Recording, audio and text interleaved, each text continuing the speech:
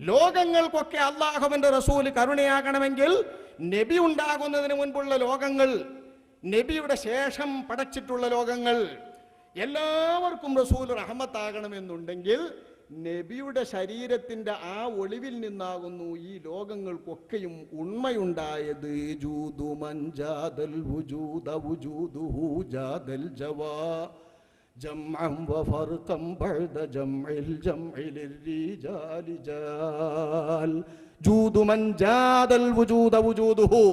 ഈ ഉണ്മയുടെ ലോകത്തുള്ള, പദാർത്ഥ ലോകത്തുള്ള, അദൃശ്യ ലോകത്തുള്ള, ഏത് ലോകത്തുമുള്ള ലോകത്തിന്റെ ഭാഗമായുള്ള സമസ്ത ലോകത്തെ സമസ്ത കണങ്ങൾക്കും വുജൂദ് എന്ന ഉണ്മയെ ദാനം ചെയ്തത് വുജൂദുഹു മുഹമ്മദ് നബിയുടെ ഉണ്മയാണ്.